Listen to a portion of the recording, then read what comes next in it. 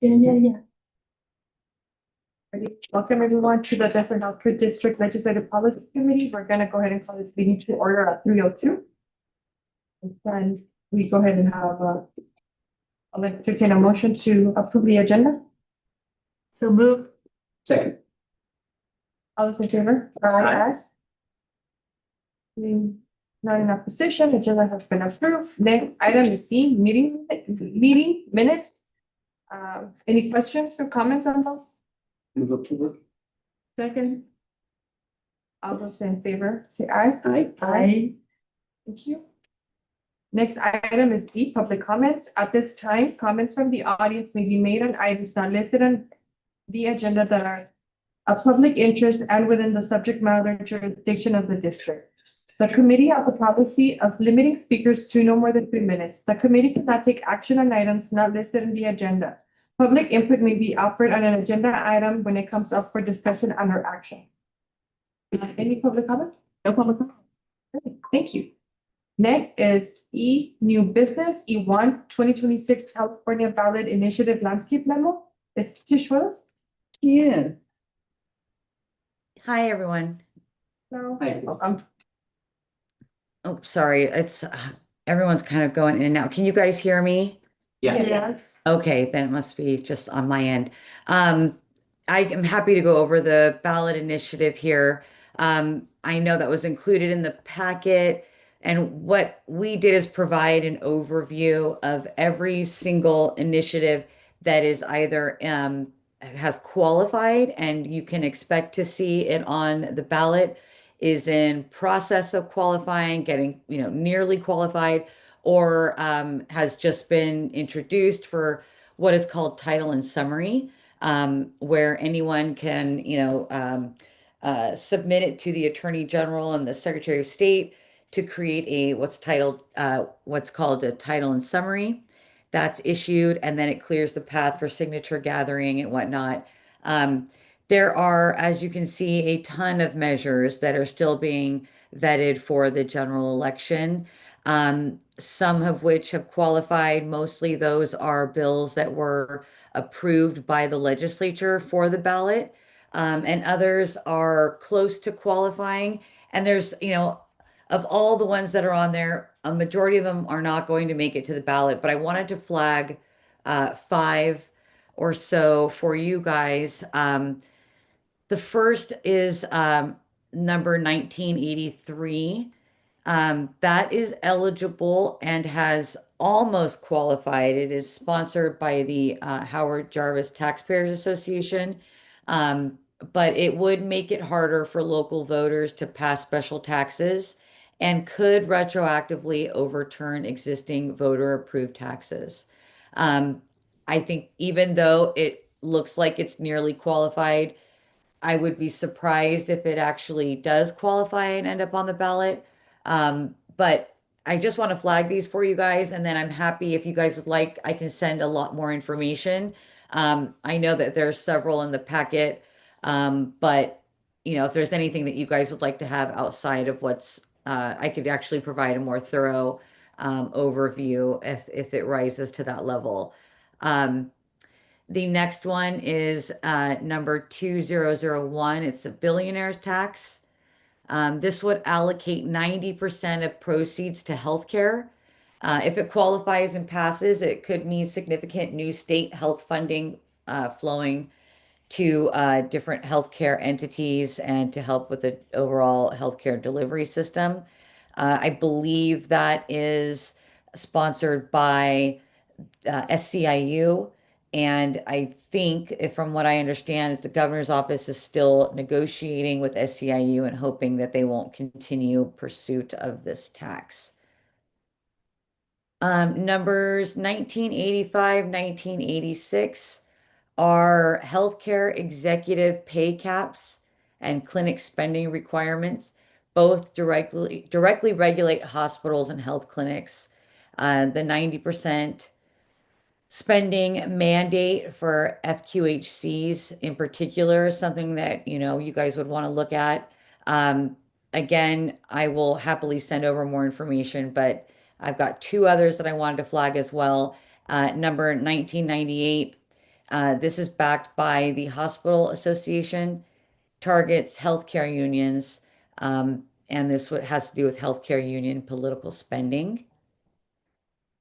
And then number 2006, it's an immunology research bond, expected to generate 8.4 billion for health research, with a requirement that funded drugs be sold at below market prices in California. So those are just a handful that I thought would be, worth looking at. Obviously, we're still early in the process, believe it or not. There's a lot of negotiating and a lot of the process that these ideas still need to go through. But we are certainly watching all of these and will provide updates as things qualify or fall off. But wanted to flag those five in particular. If there's any of those that you guys would like more in-depth information on, please let me know and I can package that up and send it over to you. Just by, Trish, by when do these have to be? I noticed that some of them had like a June deadline. Yeah, so there are June deadlines that these initiatives have to qualify. I believe it's 100 and some odd days before the general. So we're coming up on a deadline pretty soon in June. And some of these are on there because they were passed by the legislature, but the rest are going through the initiative process. Yeah, some of them had a June 25th deadline, and so I wasn't sure if that was the hard deadline for all of them. Yeah, so all of these propositions have to qualify. I believe it's by June 20. I have to look. But I think it's approximately like 130 some odd days before the general. Is there a way to figure out which ones are sponsored by the legislature, which ones are initiative? Yeah, so let me pull up so at the very first, well, maybe not the first page, but the second page, these are the items that were qualified already. ACA 13, SCA 1, SB 42. Those are the only three that are definitely on the ballot as of right now, and those were all done by the legislative process. Okay.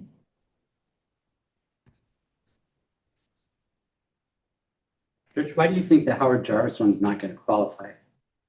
I don't know that they're gonna get if they'll be able to, I think there'll be negotiations that may, encourage them to pull the initiative. Okay, But those are still ongoing and there's still a lot of variables to consider for that. Could you provide a little bit more information on SB 42, California Fair Elections Act of 2026, public campaign financing? Yes. I can go ahead and send that over to you guys. Yeah, that was in 2025. Yeah, I'll send you more information and I'm happy to do that.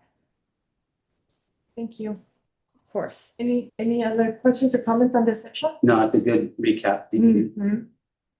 Okay, then next up is the legislative bill report. Yes.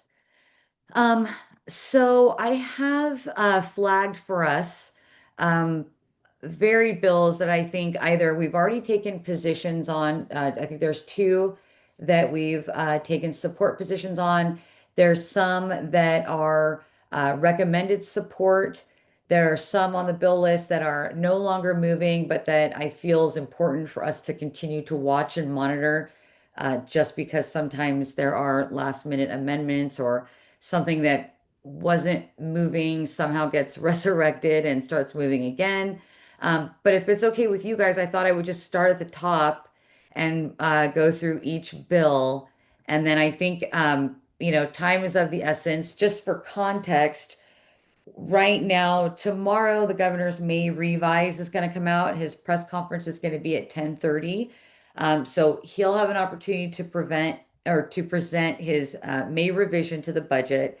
And then after floor session tomorrow, the Senate Appropriations and Assembly Appropriations Committees are going to meet and announce the bills that are going to be moving forward to the floor. Once these bills go to the floor, they get voted on by the body, and then they essentially switch houses and start the process all over again. So this is a really good opportunity for us to have an idea of like of all these bills, which ones after tomorrow we'll know are going to move forward and which are not. And so this is an opportune time for us to go through these bills, think about which bills we want to take positions on, specifically support positions. And while they may not impact Desert directly, I think there's a lot of upside to taking positions on bills that align with our goals and objectives, and primarily being able to engage in, good, positive public policy, engage with the author, show the author's office that we're supportive and helpful. And even though we have not, on some of these, not been asked directly to weigh in on. And then there are some where I just wanted to add them to the list because I think we should monitor. And I believe that the associations that we're members of are taking positions on those bills, and I wouldn't recommend that we take separate positions on. So if it's okay with you guys, I figured I'd just start at the top and work through each bill. And I think it would be important to take a vote on whether or not to support, so that, we can start generating those support letters for consideration and weigh in as some of these bills make it through the process and are heading into the next phase of the legislative process. That works for us. We can go ahead and get started with the list. Okay, so the first bill on the list I have marked as AB 1811. I recommend that Desert take a position of support. It's relative to health professional shortage areas. It keeps the current definition of health professional shortage areas in place through 2035. So communities that already qualify for extra healthcare resources don't lose that status even if the federal designations change. I think this would be a good faith showing and supporting Assembly Member Rogers. If you guys would like to support that, we can go ahead and draft a support letter, but I don't see any downside to weighing in here. Chris, how would we go about this as we go through the list? Should we just? Yeah, I think if you were to just give direction for staff to create a letter of support to bring to the board meeting in the 26th. So I think if you're acceptable to that, just say you're directing to provide a letter of support. So for this one, in particular, AB 1811, any questions? No. Are we good with providing a letter of support? Yeah. Okay, I agree. So that would be a go for that one. Okay. Great. The next bill, AB 1862, is no longer moving. This was introduced by Assemblywoman Berner. Luckily, she introduced it and realized very quickly that this was not the bill or the circumstances that she thought she was getting into. So she parked that bill. I want to keep it on the list just to keep an eye on it, as it could impact Desert if passed.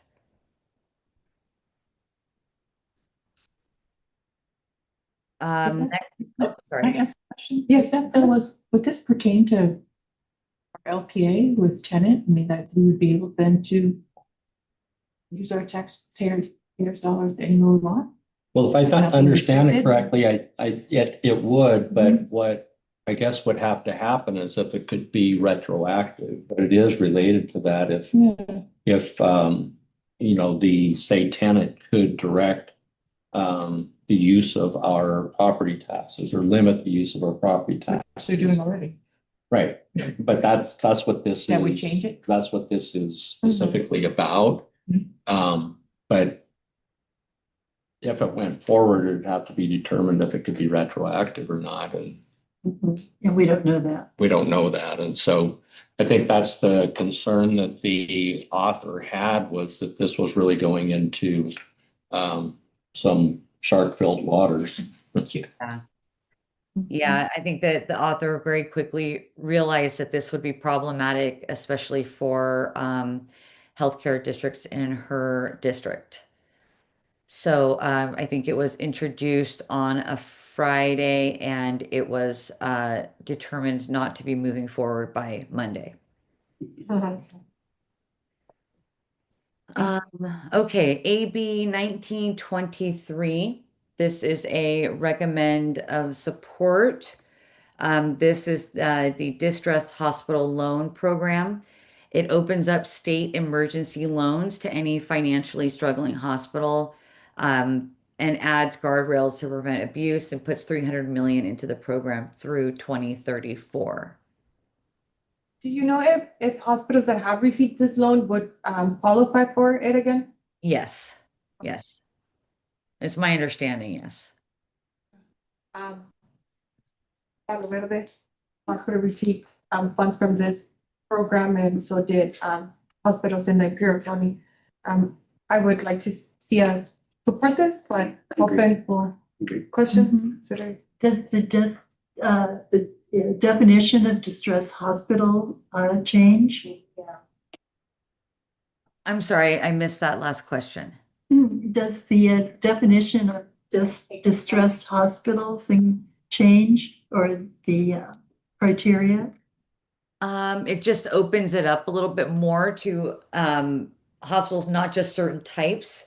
So I can look to see if the actual definition has changed. I don't believe it has. I believe been expanded. I don't know if it was the actual definition though has changed, but I can find that out if you'd like. Just interesting.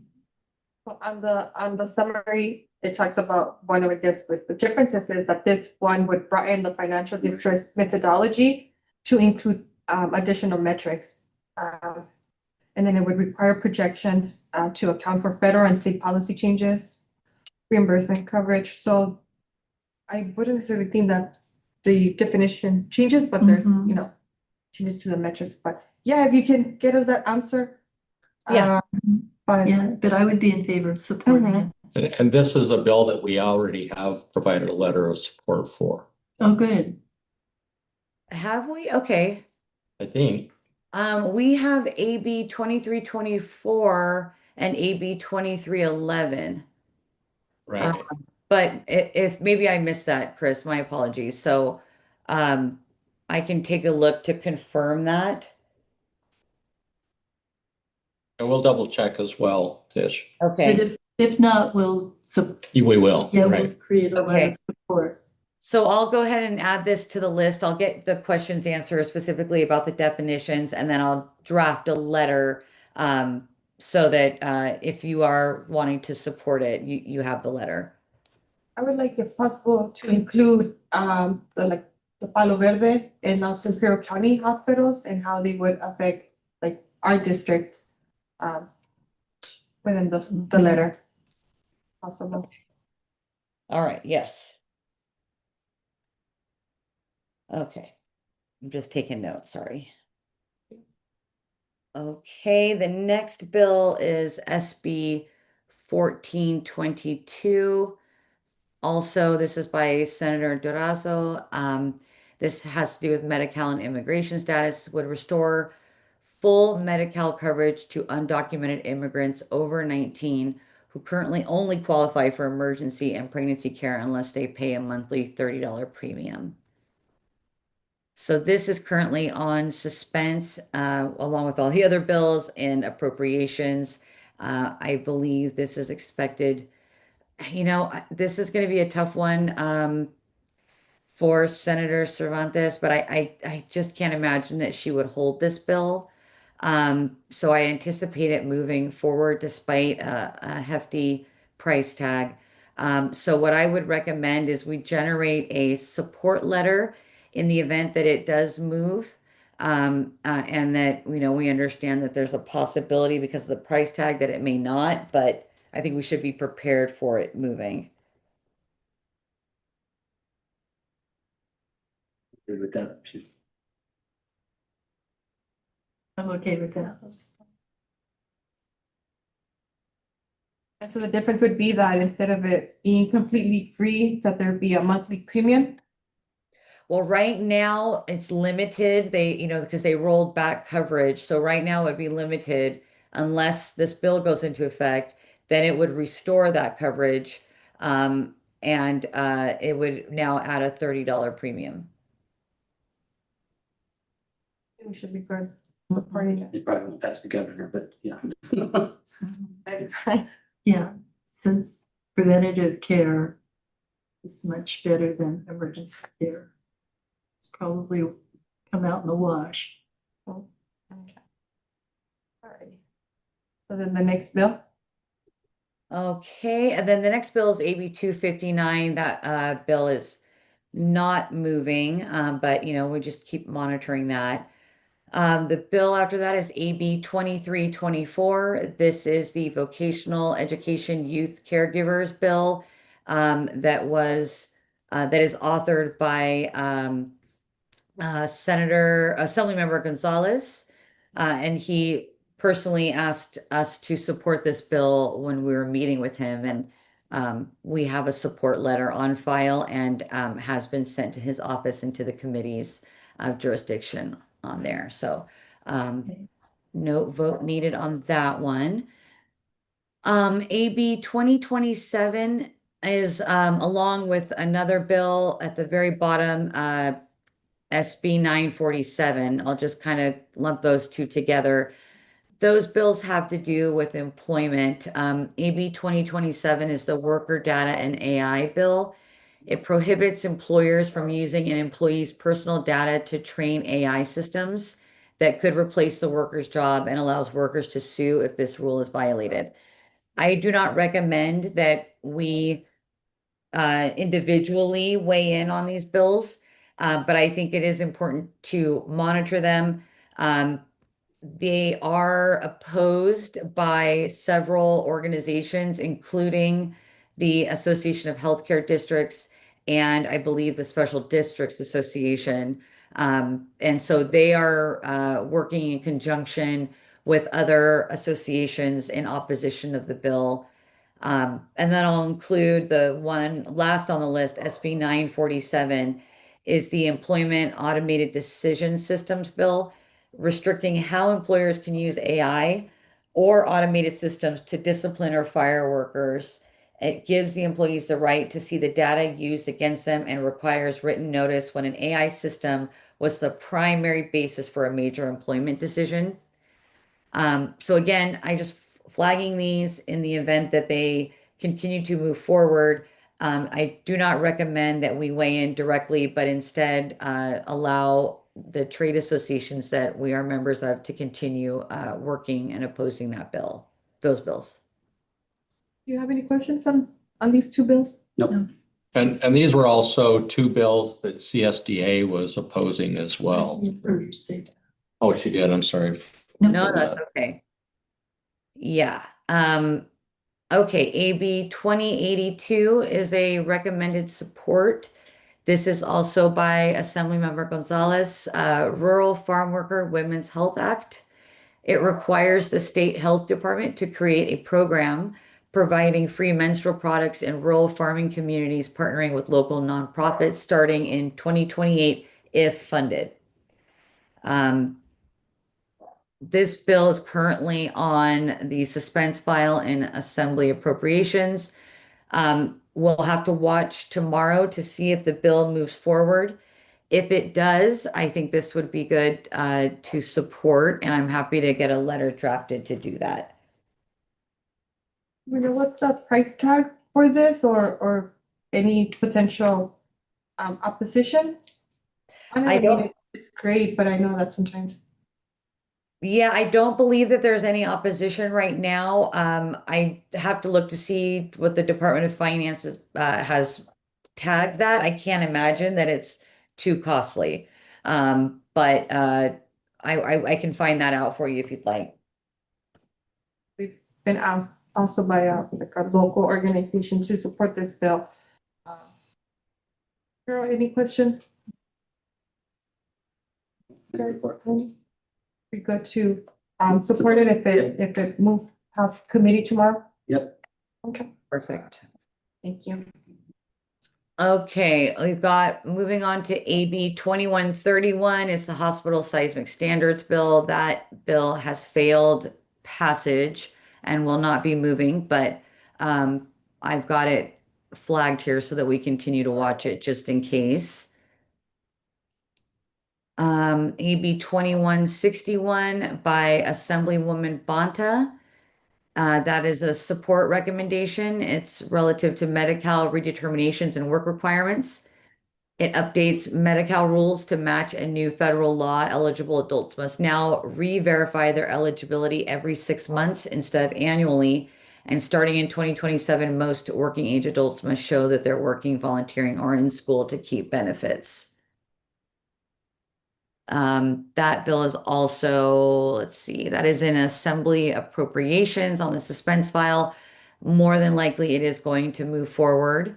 And if you'd like, we can go ahead and get a support letter drafted for that. Any questions? Is that the one that's coincides with HR one? Yeah, Yes. I don't have questions. I just have concerns that the cost burden on the counties is going to be tremendous on this, so. Are you currently in that position? I don't know if CSAC is or not. I would imagine they probably are. Is that something you can find out, Trish? Yeah, of course. Yeah, Okay. so I'll look up What's CSAC's that? position, 2161. Who monitors whether or not they're still employed or they're volunteering? Well, no, well, that's the whole thing. We have to come up with a process. Oh. And then for the We in the redetermination, county? for the redetermination, all of that relies on DPSS. So it doubles the workload. Mm. It's a huge cost to the county. So there's no opposition as of the latest analysis. Let's see It here. looks more like it's just a technical bill anyway to align with federal Yeah. policy. So I'm fine supporting that. I'm just expressing, I do have concerns in the long run what this costs. I mean, it's not a cost to the state per se, because they're Oh. just pushing all the work done. They'll push it down to the county. Yeah, as they do on. Can we find out maybe where County of Riverside stands on it? I can definitely, yeah. Before making a As of determination. right now, they haven't taken a position of oppose. I don't see any counties supporting it though either. And I can check with our ledge office tomorrow, so. Okay. Okay. Yeah. So would you guys like me to hold off on that one until we have just some more information? Yes, please. I think so. Okay, all right. Is it important to, time-wise, to have it approved at this coming board meeting versus next board meeting? I Or think for this one, the next board meeting should be fine. okay, Yeah, okay. yeah. Okay, moving on to AB 2201 by Assemblywoman Berner. This is Medi-Cal eligibility redetermination. So similar to the last bill, 2161, it updates state law to require the new federal 6-month check-in schedule for Medi-Cal eligibility and lets counties verify income using existing data without asking beneficiaries for extra paperwork. Yeah, fine. Okay. So is this one and the other bill kind of hand in hand, or are they completely separate? They're completely separate. I'm sure they're part of a larger HR1 package, but they're separate. This is more determining on the income eligibility, so it's reducing the paper burden on the family, so. Questions, Carol? You good? I'm good. Okay. So then, yes, so we'd be good in supporting this one. Okay. Next we have AB 2208, relative to Medi-Cal cost sharing and retroactivity. It responds to federal Medicaid changes by introducing small copays as little as 1 cent for some Medi-Cal recipients with slightly higher incomes while protecting people from losing coverage for not paying and keeping California's generous retroactive enrollment rules. This is Assemblywoman Stephanie, and the bill is currently on the suspense file in Assembly Appropriations. So we'll know tomorrow if it's going to move or not. But as of right now, it looks like it's likely to move. Questions, are we good in supporting this if it moves past committee tomorrow? Yeah. Okay, should be good with this one as well. Okay, great. AB 2282 by Assembly Member Alanis. It's a health facilities bill, emergency medical services. It allows only Del Puerto Healthcare District to operate a small emergency stabilization unit while a full hospital is being built, provided they have transfer agreements with nearby hospitals.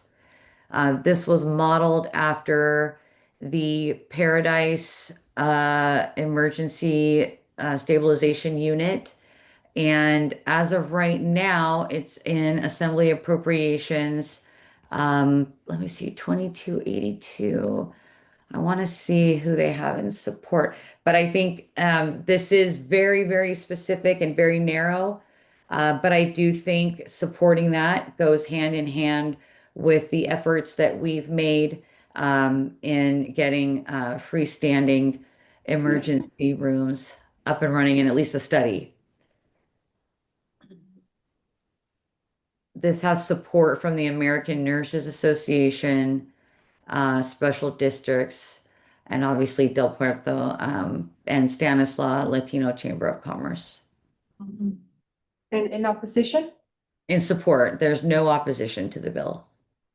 No. I support it. Same. Okay. Let's go ahead and submit a letter of support. And then maybe we can add a little bit, not necessarily like our efforts on our freestanding emergency department, but maybe underneath. Or this, Yeah. are they calling it like a pilot program or is it just very specific? I think This that, is just very specific to this particular district, but I do think we should take the opportunity in the letter to talk about why freestanding emergency departments are so needed Because that would fulfill the need. in that particular space. Yeah. Is there any possibility that we could amend it to include our Desert That would Healthcare kill District? it. It would kill it. Good try, that would kill Yeah. But it. isn't it kind of people specific? would not be happy with this. Yeah, but it's tied to the hospital being built. Constructed. right? Yeah. So does that mean this thing goes away once the hospital is Mhm. built? Yes. Yes. We have a public comment also. I don't know if you want to do it after each We can, or wait to the. we'll wait till the end. Okay. Okay. Moving on to the next bill, AB 2311. That is something that we've already taken a support position on, having to do with physician direct employment. AB 2317 is relative to hospital seismic standards. That bill is not moving forward.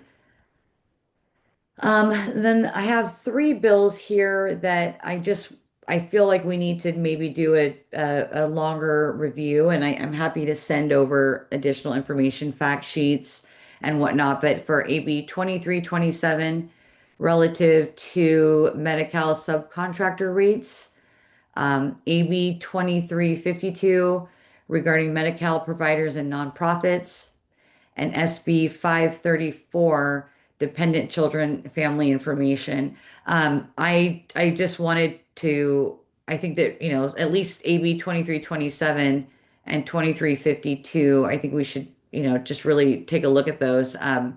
AB 2327 gives smaller health plans that subcontract under larger Medi-Cal managed care plans the right to request an independent review of whether they're being paid fairly with a resolution process required within 120 days. I don't know how whether or not that is very relative to us and whether or not it makes sense to weigh in. AB 2352 extends standard Medi-Cal enrollment rules to nonprofit organizations that provide mental health services, so they go through the same sign-up process as other providers. Not sure how relative or relevant that is to us. And then SB 534 requires child welfare agencies to give foster youth, when they turn 16 or age out of the system, the last known contact information for their parents and siblings, though the young person can choose not to receive it. So again, just flagging these bills. Not sure if this is something that you all are interested in. I can get fact sheets and send those over for consideration, maybe at not this next board meeting, but the one after that.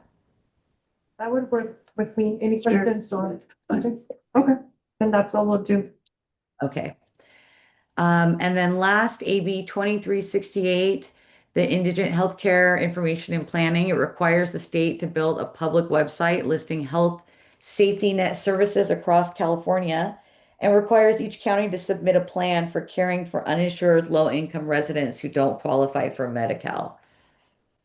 Let's see, AB 2368. That is also in appropriations. I'm not sure why it doesn't say suspense. It may be getting moved to suspense tomorrow. But that is by Assemblywoman Bonta, Chair of Health Committee.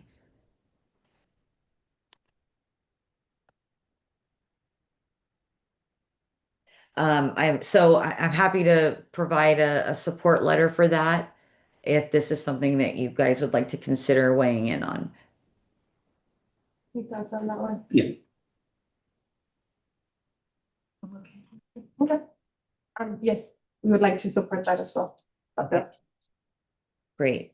And that is our entire list. Thank you. Any questions or comments No, on this section? No? thank you, Tish. Public. We'll open up for public comments on this section.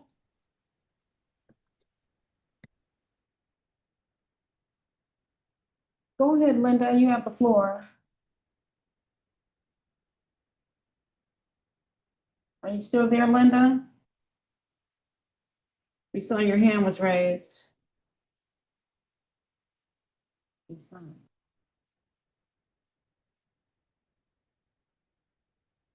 All right. So next, we'll go ahead and move on to next item, committee member comments. This is the meeting. Amen. Any additional comments from staff? I mean, Go ahead and adjourn this meeting at 3:40. Thank you. thank you. Thank you. You.